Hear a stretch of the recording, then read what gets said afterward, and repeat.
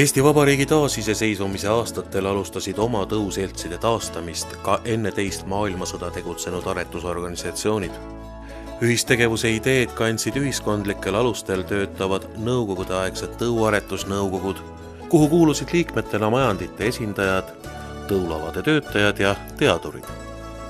Laulva revolutsiooni ajal hakkasid ka intensiivistuma tõuaretajate mõtted ja tegevused ja polnud unustatud seda, et ka Eesti Vabariigi esimesel perioodil olid tõuseltsid ja need olid sellised ühendused, millised töötasid oma toetusel ja aitas kaasa oluliselt tõumaterjali kasutamisel. Esimesena taastasid 1989. aastal oma seltsi Eesti Maakarjakasvatajate Selts ja Eesti Linnukasvatajate Selts.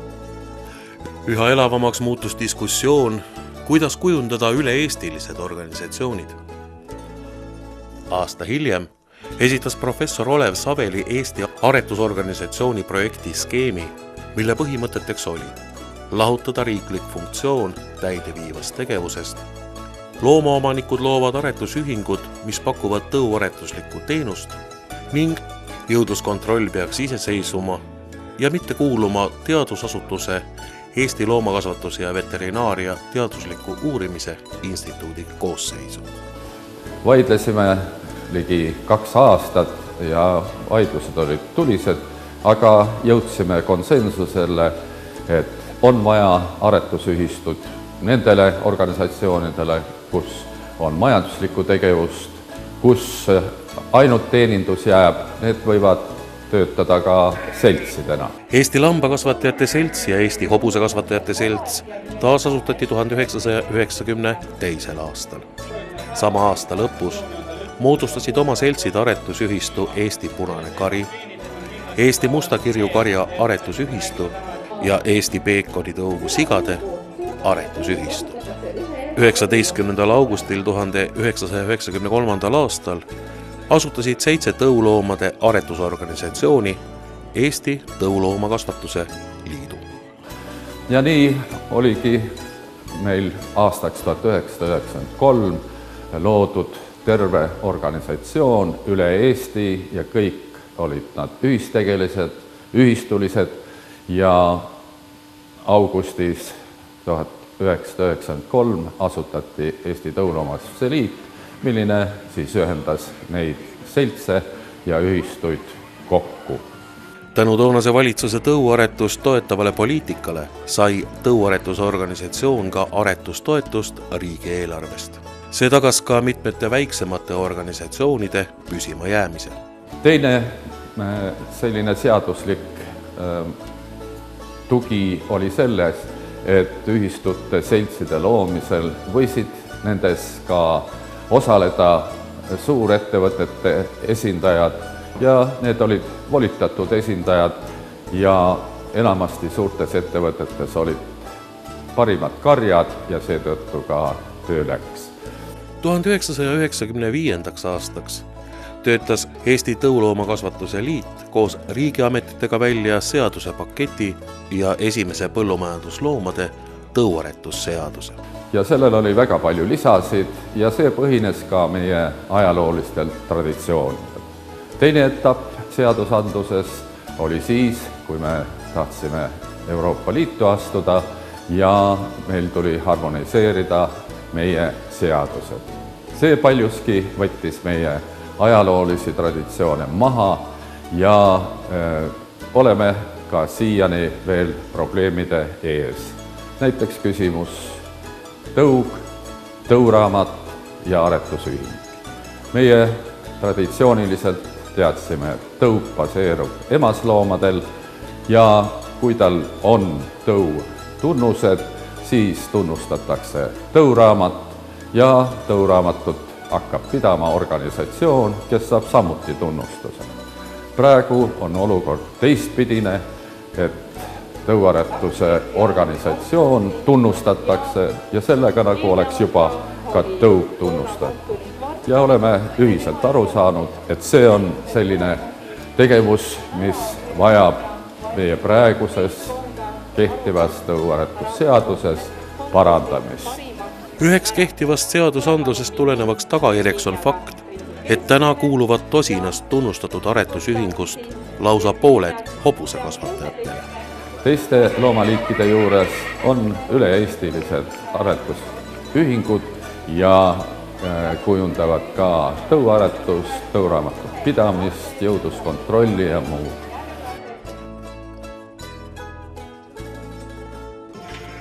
Eesti Lambakasvatajate Selts asutati 1928. aastal Tallinnas ning taasasutati 1990. aastal Tartus. Tegemist on Eesti ainsa tunnustatud lammaste aretusorganisatsiooniga, mis ühendab lamba- ja kitsekasvatuse arendamisest huvitatud isikuid ja ühendusi.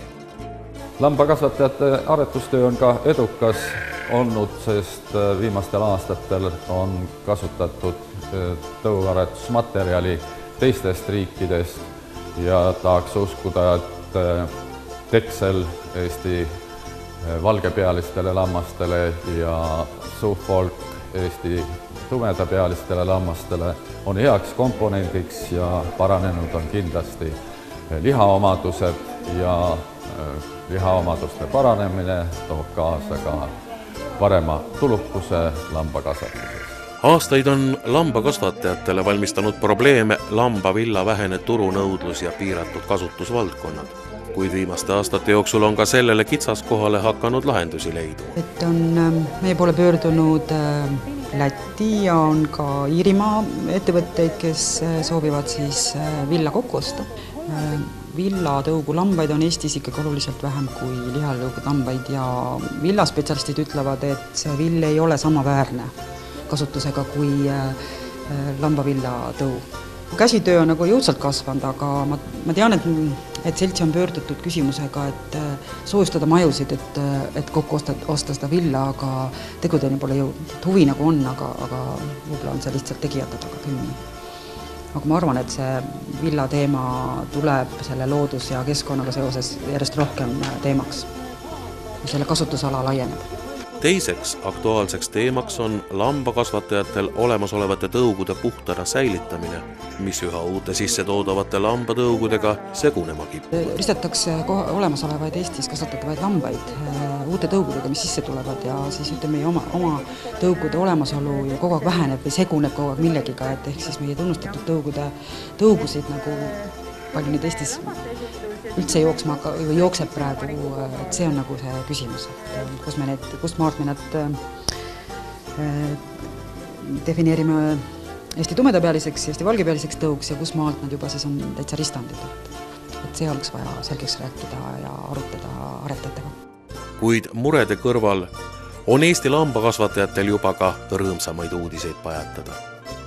Plussid on see, et tegelikult on nagu huvi kasvanud ja jälle Euroopa Liidule on piirid lahti, huvi teiste tõugude vastu kasvab, süveneb, et tahe nendega jõudluskontrolli teha on üks viimaseid sõnumeid, mis tingib praegu meie aretusprogrammi ümbervaatamist ja mida me ka teeme, et tegelikult on see hea, eks, et inimesed tunnevad huvi, et me saame nagu mitmekesisema info ja tõesema info Eesti kohta.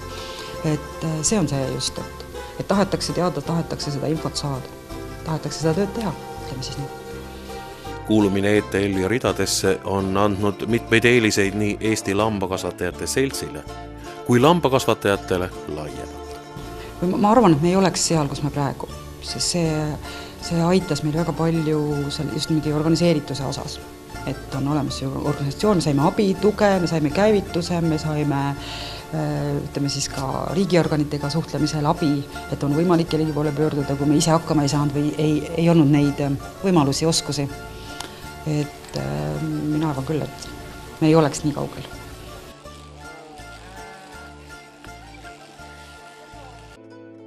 Eesti linnukasvatajad saavad aretusmaterjali teistest riikidest ja on õigus paljundada seda aretusmaterjali. On jäänud Eesti putt kui ohustatud tõug ja temaga siis käib ka nii säilitamine kui aretustöö. kahju on sellest, et tore Põltsamaa linnulaada traditsioon katkes, äkki tulevikus see ka taastub. 1990. aastal alguse saanud Põltsamaa linnulaat sai toimuda vaid 16 korda, kuni Veterinaar- ja Toiduamet selle linnugripi ohule viidates keelas. Muidugi olukord tol ajal oli selline, et meil oli 27 linnukasvatusettevõtet, oli 6 tõumajandit, kust toodeti haudemune ja hautati tibusid, siis oli ka selliseid ettevõtteid, kes paljud olid huvitatud nendest tibude ostmisest ja ka munade ostmisest ning teine põhjus oli veel ka selles, et tol ajal linnukasvatussaaduste sortiment oli väga väikene ja siis Tallek, kus tollel aegne Tallinna linnuvabrik hakati siis tootma neid linnukasvatussaaduste munade ja linnuliha tooteid väga erinevaid ja väga asjalikke ning selle tõttu oli see laat väga imeline, sest järjekorrad olid pikad nii tibudel kui ka siis linnuliha toodetel. Tänaseks on olukord linnukasvatuses muutunud ning ainsaks kodumaiseks linnutõuks on 2 suuremas farmis kasvatatav Eesti vutt. Sellele vaatamata osalevad linnukasvatajad iga-aastasel Ülenurme sügisnäitusel. Millised oleksid aga väljavaated Põltsamaa linnulaada taastamiseks? Mingi mõte oleks, aga meil praegu enam ei jätku selleks jõudu, sellepärast et meil ei ole enam ühtegi sellist haude linnukasvatusjaama, kes toodaks tibusid, teiste tarbeks, oma tarbeks toodavad võtid, omale võti tibusid ja Tallek omale lihakanade tibusid, aga rohkem meil neid kahjuks ei ole ja seetõttu nagu see laat jääks väga õhukeseks, kui me ainult erasektorile selle rajaksime, sest neid on 10 tükki, kes võiks üldse laadale tulla sinna praegu oma tibusid müüma või välja pakkuma, sest need isikliku väikse aududega tehtud tibud, neid tuleb väga vähe. Kuni 2010. aastani töötas Eesti Linnukasvatuse seltsi esimees Mati Piirsalu Põllumajandusministeeriumis, kus tõuaretust puudutavad seaduslikud aktid välja töötatakse. Miks on aga ministeeriumi ametnike huvi tõuaretuse sisulise töö ja avalike ettevõtmiste vastu aastatega vähenenud? Kui mina alustasin ministeeriumis tööd, siis meil oli eraldi tõuaretuse valitsus ja tõuaretuse osakond, seal oli 5-6 inimest, kes sellega tegelesid ja meie tolleaegne ministri asetäitja loomakasvatusalal Jüri Kulbin ütles, et ei, et teate, teie peate tegema tõsist tööd tõuaretuse valdkonnas ja see oli ka selline asi, et tema nõudis, et meie spetsialistid, kes seal tööl olid, et nemad võtaksid osa tõuaretusalastest üritustest ja külastaksid majandeid ja ta ütles, et seda tuleb kõigil teha vähemalt 1-2 korda nädalas. 1919. aastal asutatud Eesti Linnukasvatajate Selts on ka üks ETL-i asutajaliikmetest. Kuidas on koostöö edenenud? Ma usun, et see on meid palju aidanud ja kindlasti meie tõuaretusele ja linnukasvatusele palju kaasa aidanud. Tõuaretusdokumentide läbivaatamisel, nende vormistamisel ja siis koosolekute läbiviimisel, kus siis arutatakse tõuaretusküsimusi, nii linnukasvatusalasid kui teiste omasid ja kahtlemata kollektiivselt asju arutada on palju lihtsam, kui seda teha üksinda omaette. Üks oluline liik, kellega Eesti linnukasvatajad tegelevad, on ohustatud tõuks kuulutatud Eesti vutt. Ma usun, et vutil on siiski perspektiivi, sellepärast et tema muna on väga väärtuslik ja ma usun, et nii mitmete haiguste puhul kasutatakse seda ka kohe raviks.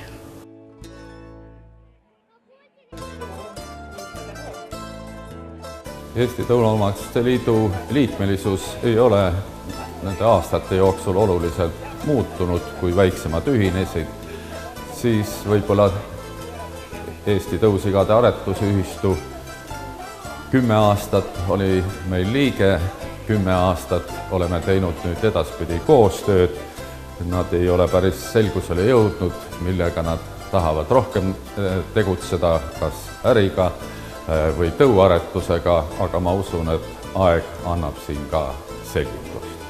1998. aastast tegutseb kodumaiseid seakasvatajaid ühendav Eesti tõusigade aretusühistu, mille liikmete farmides kasvatatakse Eesti maatõugu ja Eesti suurt valget tõugu sigu ristandaretusemiste saamiseks, keda siis ühistu seemendusjaamast pärit Pieträäni ja Djuroki ning ristandkultide tõuaretusmaterjalidega seemendatakse.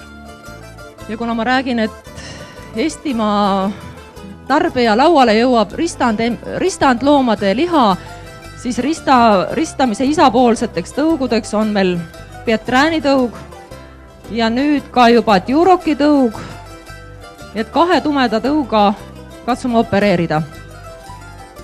Pieträäni tõug on meid teeninud väga pikalt, 90ndate lõpust. See tõug on oma algselt päritolult Belgiast pärit, aga siis levinud Saksamaale, edasi Hispaaniasse ja Austriasse ja Eesti populatsioon on alguse saanudki Austria populatsioonist. Eesti tõusigade aretusühistu eesmärgiks on aretada ja müüa väärtuslikku tõumaterjali, et tagada sigade jõudlusvõime ja geneetilise väärtuse suurenemine ning kodumaise seakasvatusalase töö korraldamine. Lisaks karjatesti tegemisele, viljakuse, liha ja nuumajõudluse algandmete kogumisele peab ühistu tõuraamatut ja aretusregistrit. Eesti tõusigade aretusühistu ostab seemendusjaama tõuaretuseks sobivaid kulte ja hindab lihajõudlusnäitajate ja liha kvaliteeti oma ühistu liikmete tapapunktides ja lihakombinaatides. Loomulikult kuuluvad igapäevategevuste hulka õppepäevade korraldamine ja sigade söötmis, pidamis- ja aretusalaste konsultatsioonide pakkumine. Ning ka 2013. aastal jalutasid Ülenurmes sügisnäituse areenil pealtvaatajate silme ees Eesti kõige kaunimad tõusejad.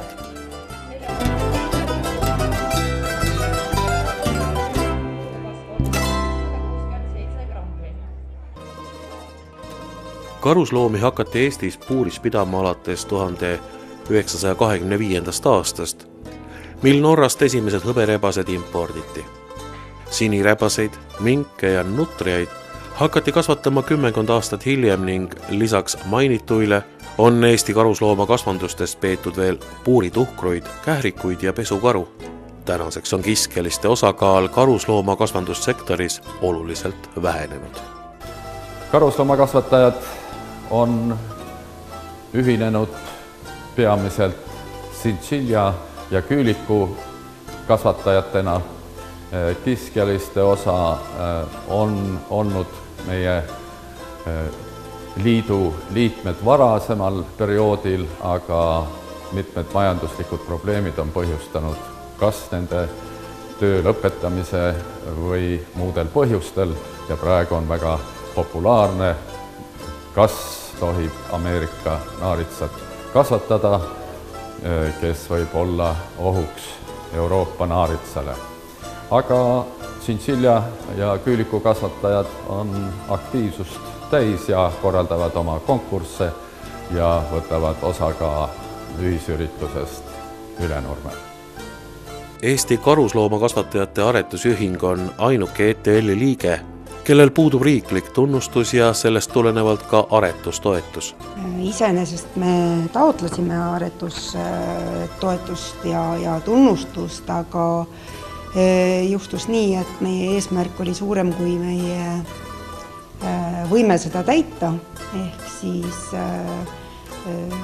entusiastlikult me arvasime, et me saame oma suure ülesande täitmisega hakkama, aga kuna see jõudluskontrolli pidamine ja aretusregistri pidamine ja selle loomine on väga suurte finantsiliste kulutustega seotud, siis juhtus nii, et me jäime omapäi selle süsteemi ülesehitamise ja loomise ja nende kuludega ja riik otsustas meid mitte toetada.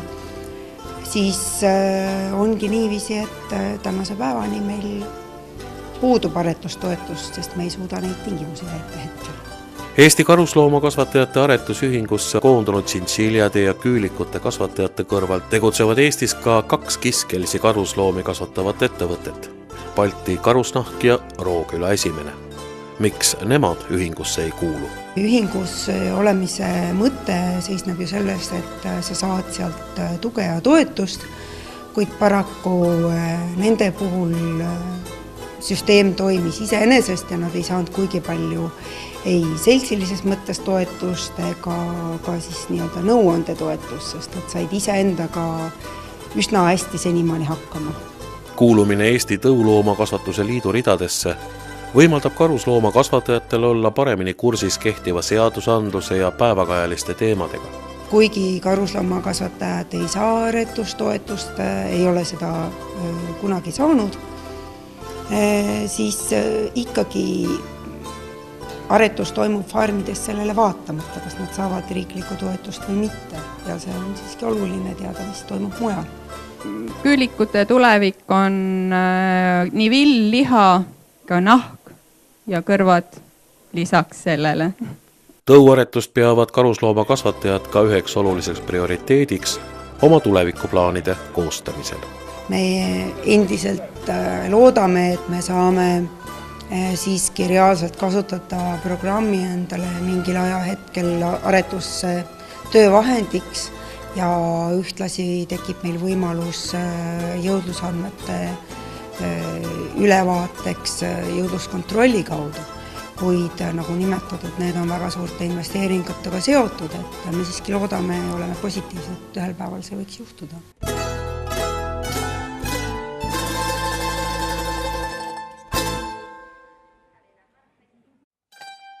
Hobuse kasvatuses tegelikult korraldab tõuaretust ainult üks organisatsioon, see on Eesti Hobusekasvatajate Selts.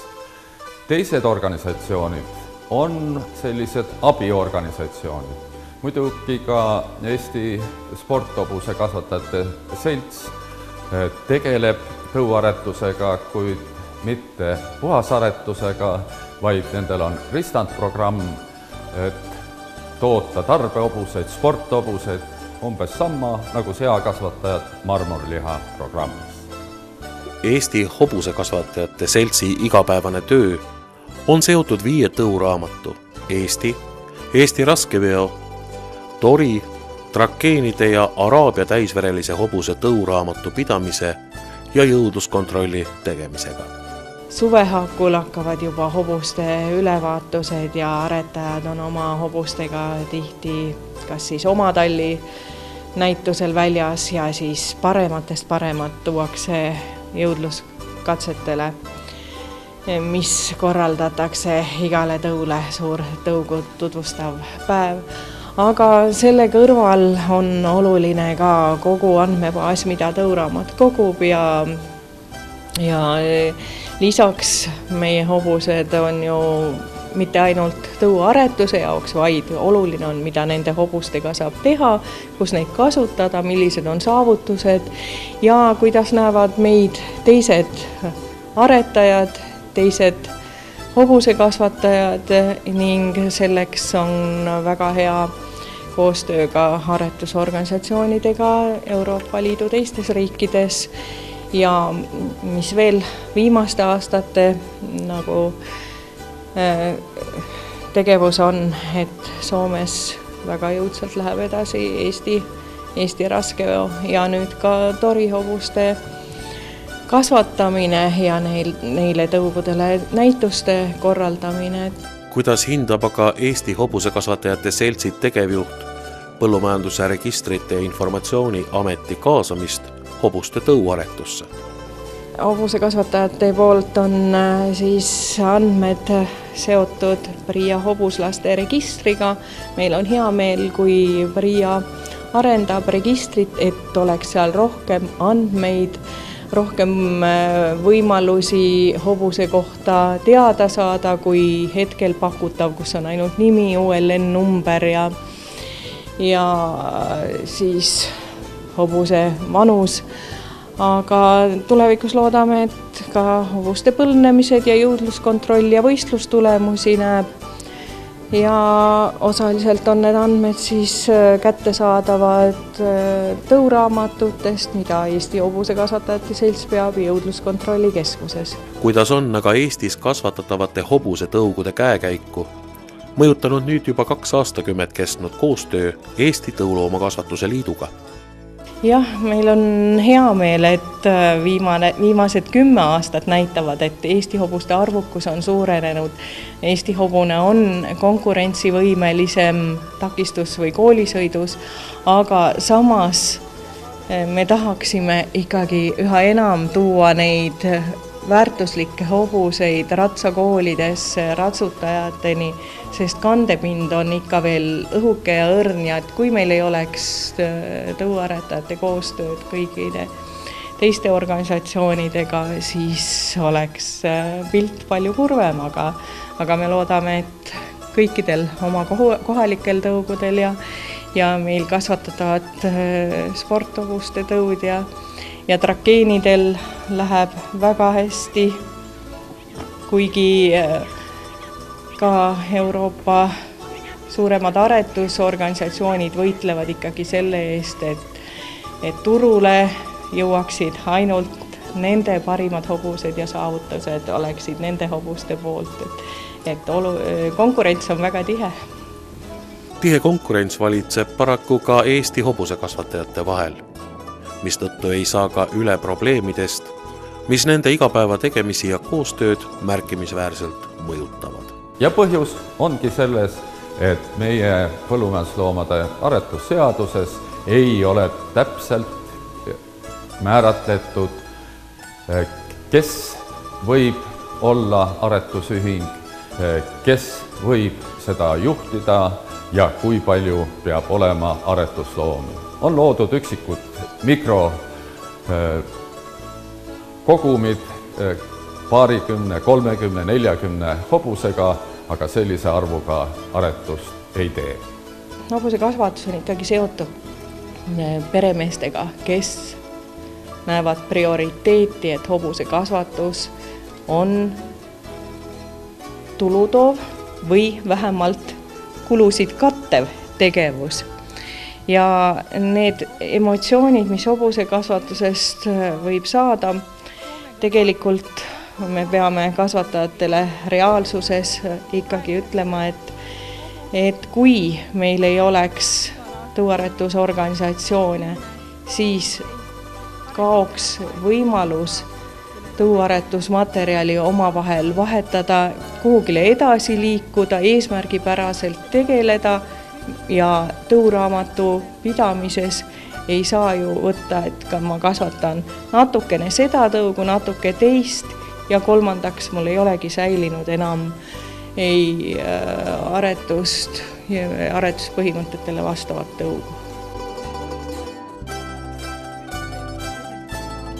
Kõik me tahtsime, et ka need kasvatatud hea tõumaterjal säiliks ja läheks edasi sama rütmiga, siis tõuaretuses üks väike tagasilöök mõjutab tegelikult järgnevat 10-15 paari põlvkonda ja tänu sihikindlale ja sellise organisatsiooni poolsele toele, tänu tõuaretustoetusele me oleme jõudnud sinnani, et me võime jälle rääkida heast tõumaterjalist, aga kuna hobusekasvatus on justkui peegel majanduse olukorrast, et kui majandusel läheb kehvemini, siis hobusekasvatajad tajuvad seda 3-4 aastat järgi. Et praegu võime ütelda, et tegelikult hobuste turg on väga kinni, kogu Euroopas on hobuseid, kellel peaaegu ei ole hinda, aga samas on kõrgväärtuslik materjal väga kallis ja meil on oma ohustatud tõud, et me peame neid hoidma, neid väärtustama ja väärtustama just läbi ka tegevuse ja nendele korraldama jõudluskontrolli, mis on väga kulukas. Ja seda ei saa teha nagu ühe vitsaga, mida on viimati ka välja pakutud hobumajandusnõukogus, et siin tuleb ikkagi tunda tõugu ja tunda tõuaretusajalugu. Ja mul on väga hea meel, et selline organisatsioon nagu Eesti Tõuloomakasvatuse Liit on meie paremaid tõuloomi järjepidevalt esile toonud ja mul on hea meel alati areenil näha koos teiste tõuloomadega parimaid tõuhobuseid.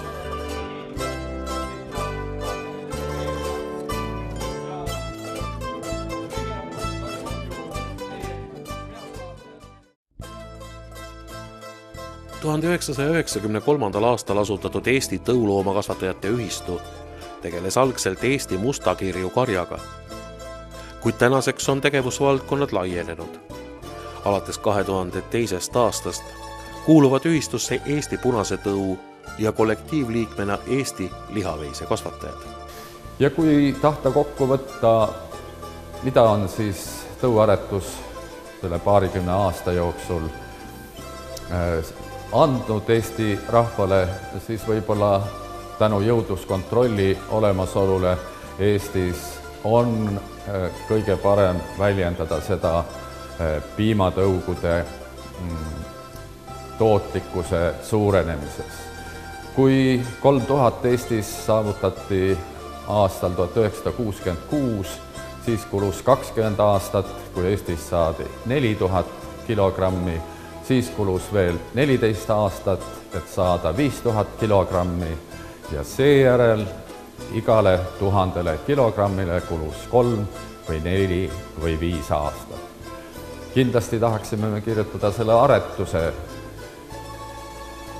toele, aga me oleme varemgi seda tõestanud, et aretus on olnud ka varasematel aastakümnetel päris tasemel, aga õnn oli see, et kaasa tulid ka uued pidamisviisid, uued külmlaudad vabapidamisega ja muudeti ära söötmine, läks täisratsioonilisele segasöödale ja kõik need kompleksis kokku viisid selleni, et juba 2012. aastal Eesti ületas 8000 kilogrammi piiri ja püsib sellega siis Euroopa Liidu riikides 8.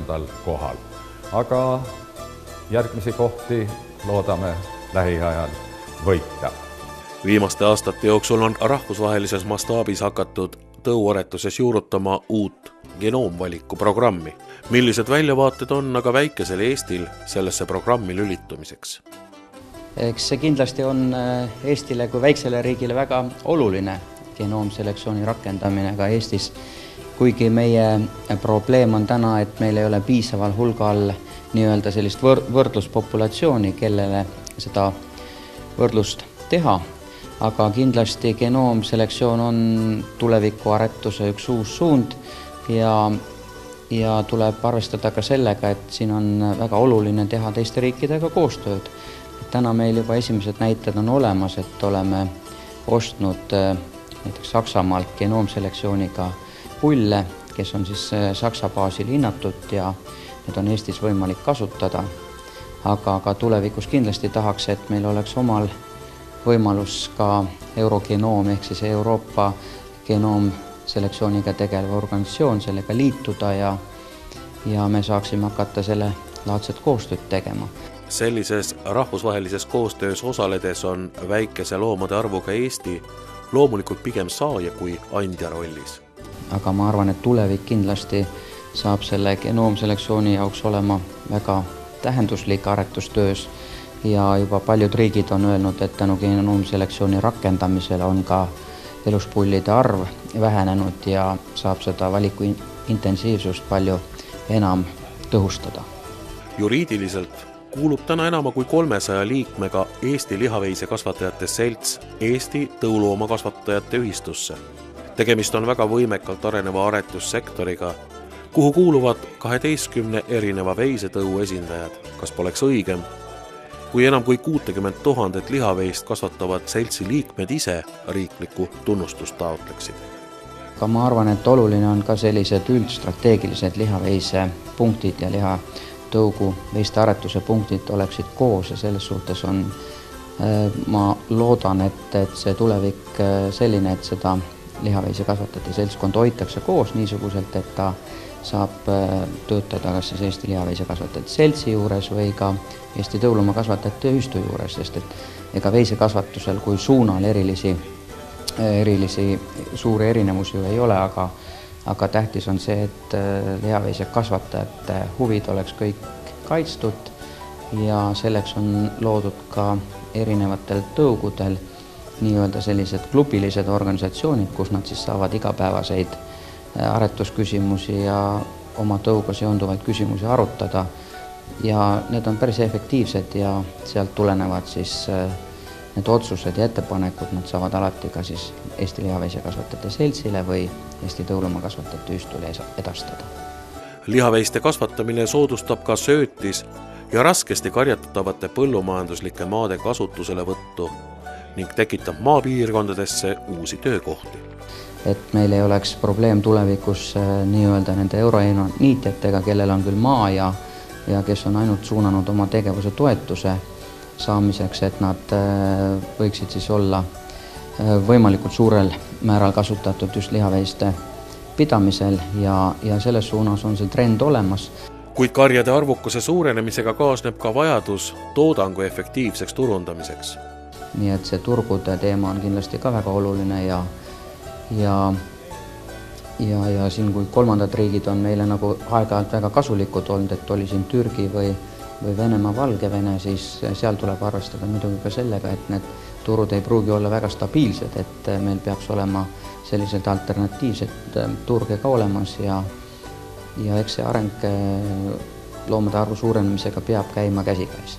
Kuidas on Eesti Tõuloomakasvatajate Ühistu arengut mõjutanud liikmelisus Eesti Tõuloomakasvatuse Liidus? No ma arvan, et hästi oluline on, et need otsustajad, kes 20 aastat tagasi tegid otsuse, et tõuaretusorganisatsioon peaks kuuluma loomakasvatajatele, kes otseselt sellest kasu saavad, et need on teinud väga tänuväärse otsuse omal ajal, et kindlasti sellises olukorras, kui me 20 aastat tagasi olime, oleks olnud välisfirmadel väga efektiivne ja tõhus tulla siia sisse ja hakata lihtsalt aretusmaterjali pakkuma ja kõik see, mis ei ole nii-öelda kommertsiaalne pool, oleks võinud laguneda, nii nagu on üsna õnnetusseisul korras meie lõunanaabrite ja nii lätlaste kui leedulaste olukord, rääkimata Poolast, kus tõepoolest välisfirmad pakuvad aretusmaterjali ja sisuline aretustöö, mida tehakse tõuraamatute pidamise ja jõudluskontrolli kaudu, on küllaltki lagunenud, nii et siis meil ei oleks võimalik täna rääkida 93%-lisest jõudluskontrolli osatähtsusest ja tõenäoliselt ka sellisest edasiminekust piimatoodangu tõusul, nii nagu me oleme saavutanud, et oleme 8. kohal Euroopa Liidu riikidest. Liikmelisusest on tuntavalt kasu ka Eesti loomapidajatele uute turgude leidmisel. Kasvatajad on aretusorganisatsiooni omanikud, siis loomulikult, kui me mingite uute turgudega tegeleme, siis on nende teiste turgude partneritel väga hea ühe organisatsiooniga läbi rääkida, sealjuures, kui ta valdavat osa loomakasvatajad ühendab ja koondab, et kui on eraettevõtlus, kes ka tõuloomade või veiste vahendamisega tegeleb, ega selles ei ole midagi halba, aga tuleb arvestada, et sealt tulenev see tulu või kasu tõenäoliselt jääb selle eraettevõtluse kätte, et praegusel hetkel on see nagu loomapidajate käsutada ja loomapidajad saavad nagu paremini siis oma mõjuga hindasid korrigeerida ja reguleerida endale kasulikus suunas. Seni on Eesti veisekasvatajad teinud tööd peamiselt piimatoodangu suurendamise nimel, kuid suuremate toodangunumbritega peavad kaasnema ka loomade teisesed tunnused.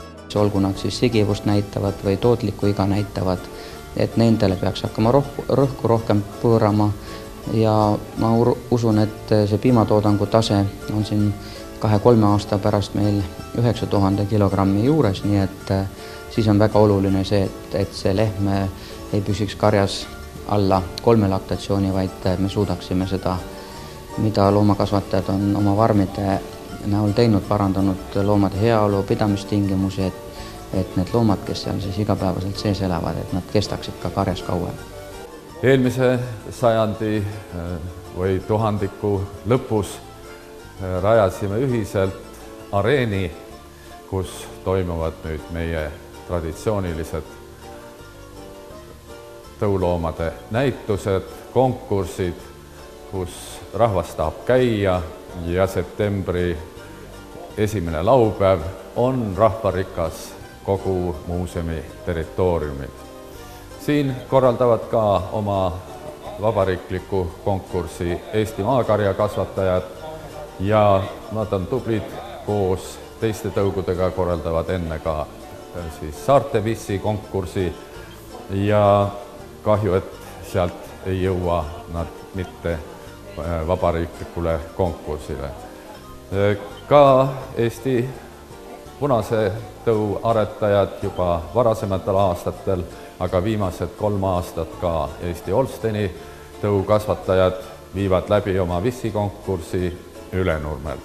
Ja see on ka juba külaliste poolest päris rahvarikas ja tore on näha, et noored võtavad ka hindamisest osa, konkureerides kohtunikuga ja võites siis ka oma väikesi auhindu.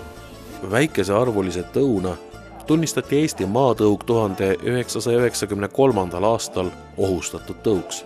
Eesti maakarjakasvatajate seltsi aastatepikkuse töö tulemusena on maatõugu veiste populatsioon säilinud ning ennast õigustanud. Valdavalt paiknevad aga maakarjatõugu veised üle Eesti hajali ja väikestes karjades. Kuidas aga Eesti maakarja arvukamatesse aretusfarmidesse koondada?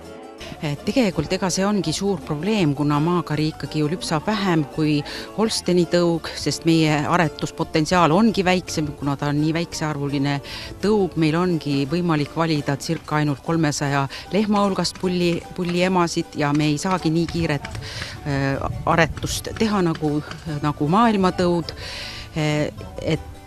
siis ma kardan, et praegusel ajal ikkagi nende suurfarmide omanikel ei ole nii palju seda tahet, et enda karjaga maakarja tuua, kuigi on üksikuid näiteid ja väga häid näiteks Mereranna põllumajandusosa ühistu, kus on 36 maakarja lehma ja nende eelmise aasta toodang oli 7145.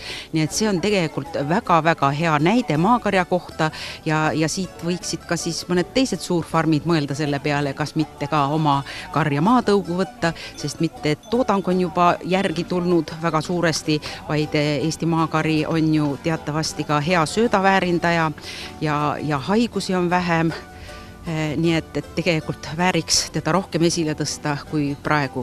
Praegu ta on ikkagi rohkem hobitalunike käes, et suurfarme peale Mereranna on siis ka Triumut-Sirjel on 60 maakarja lehma ja siis mõningad veel.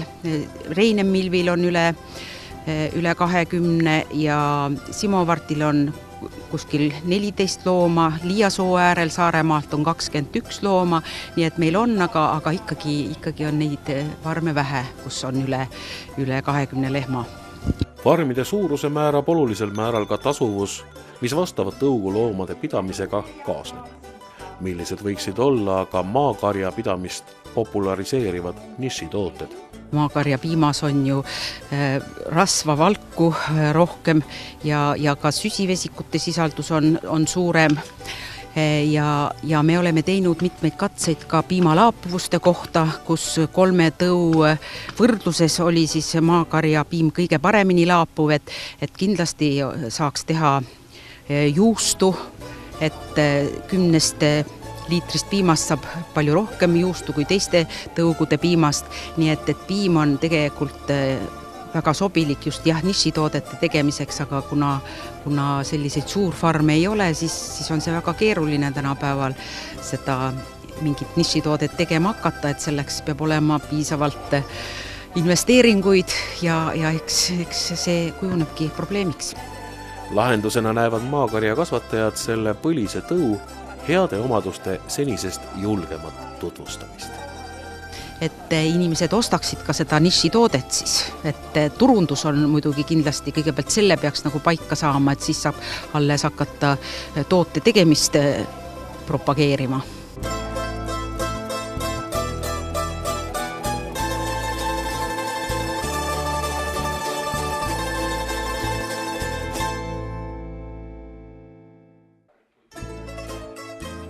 Veterinaar- ja Toiduameti peadirektori asetäitja Katrin Reili hinnangul on tänased tõuaretusorganisatsioonide probleemid seotud peamiselt uute aretusorganisatsioonide tunnustamisega.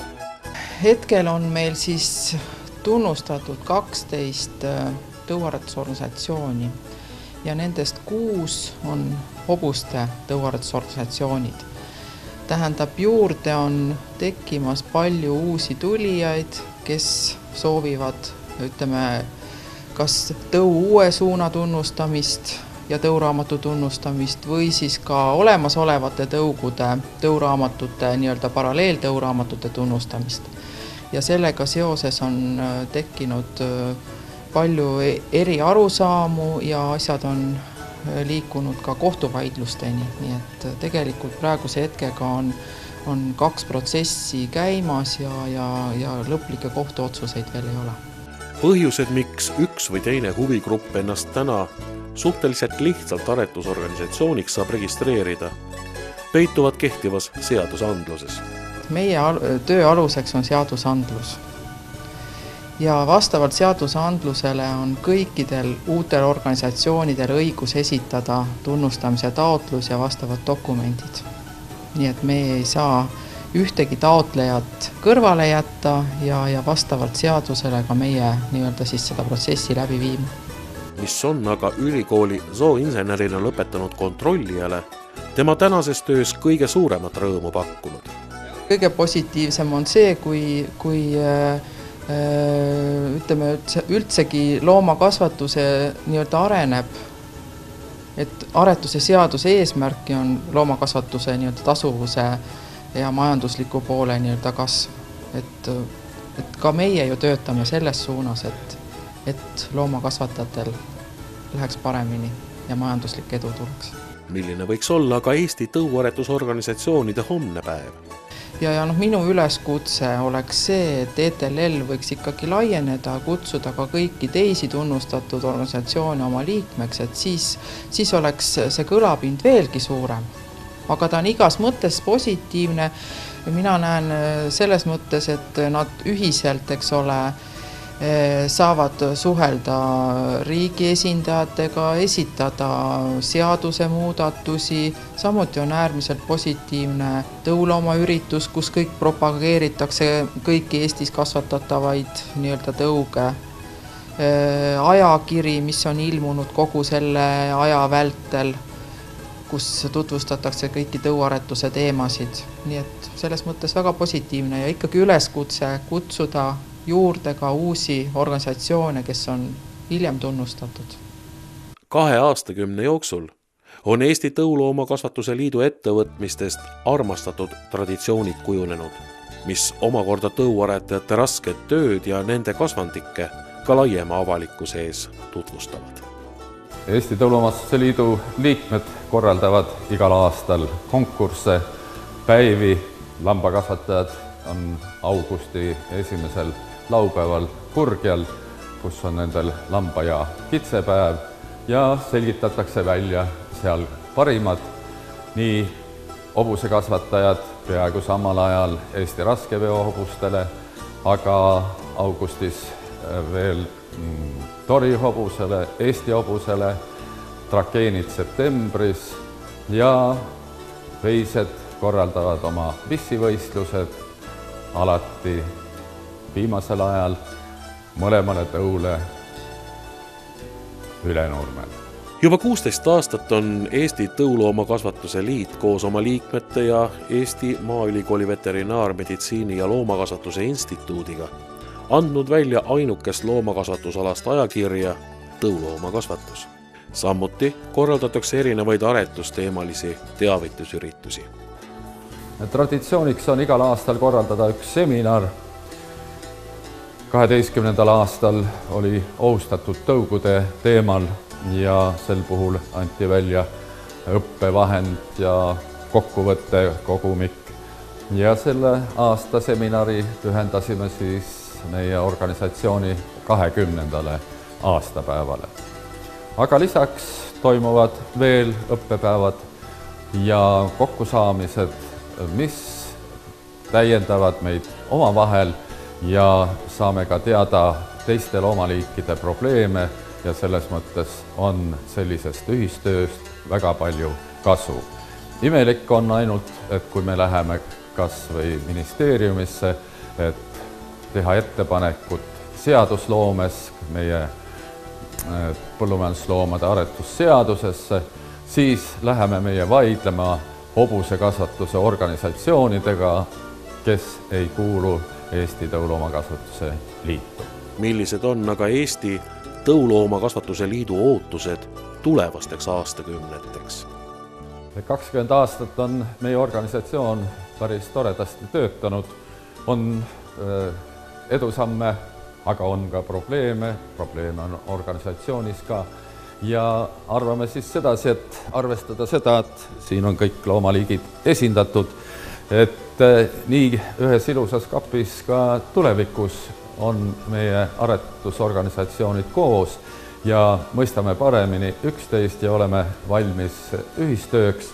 See toob alati edu rohkem kui arusaamatused ja nende võimendamine ja nende pärast isegi kohtus käimist. See ei ole tõuaretusele omane, see on põlvkondade pikkune töö ja küll noored mehed tulevad peale ja lahendavad probleeme lihtsamini.